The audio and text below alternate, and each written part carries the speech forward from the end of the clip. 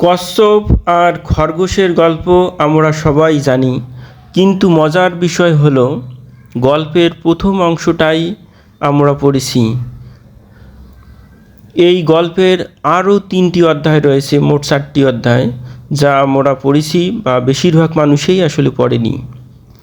গল্পের বাকি অংশটুকু জেনে নেওয়া যাক। প্রথম অংশ, এই অংশটি ছোটোবেলায় বইয়ে আমরা পড়েছি। এখানে খরগোশ ঘুমিয়ে যায় আর কচ্ছপ জিতে যায়। প্রথমবার হেরে যাওয়ার পর খরগোশ বিশ্লেষণ করে দেখল তার পরাজয়ের মূল কারণ অতিরিক্ত আত্মবিশ্বাস। তার মানে অতিরিক্ত আত্মবিশ্বাস যে কারো জন্যই ক্ষতিকর। আর কচ্ছপ বুঝল লেগে থাকলে সাফল্য আসবেই। গল্পের দ্বিতীয় অংশ,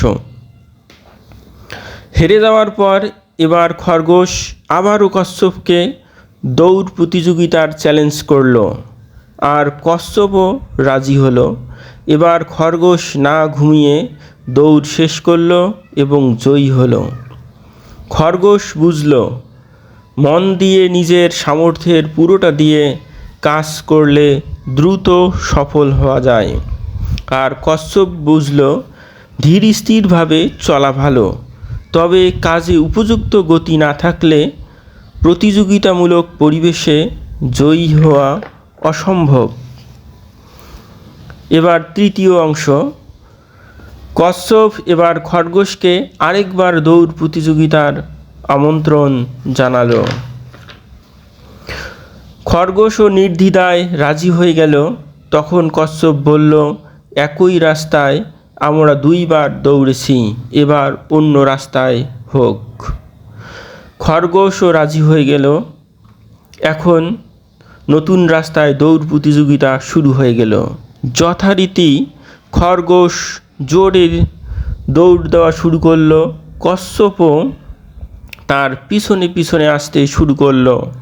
কচ্ছপ যখন খরগোশের কাছে পৌঁছালো, দেখলো খরগোশ দাঁড়িয়ে আছে, কিন্তু দৌড়ের শেষ সীমানায় যেতে পারেনি, কারণ দৌড়ের শেষ সীমানার আগে একটি খাল আছে। কচ্ছপ খরগোশের দিকে একবার তাকালো, তারপর সামন দিয়ে পানিতে নেমে খাল পার হয়ে দৌড়ে শেষ সীমানায় পৌঁছে প্রতিযোগিতা শেষ করলো এবং প্রতিযোগিতায় এবার জিতে গেল কচ্ছপ। এবার খরগোশ বুঝল শুধু নিজের শক্তির ওপর নির্ভর করলেই হবে না, পরিস্থিতি এবং বাস্তবতা অনুধাবন করা ভীষণ প্রয়োজন। আর কচ্ছপ বুঝল প্রথমে প্রতিযোগিতায় দুর্বলতা খুঁজে বের করতে হবে, তারপর সে অনুযায়ী পরিকল্পনা শেষ করতে হবে। গল্প কিন্তু এখানেই শেষ হয়নি এখনও। এবার চতুর্থ অংশ, এবার খরগোশ কচ্ছপকে আরেকটি দৌড় প্রতিযোগিতার আহ্বান করল একই রাস্তায়।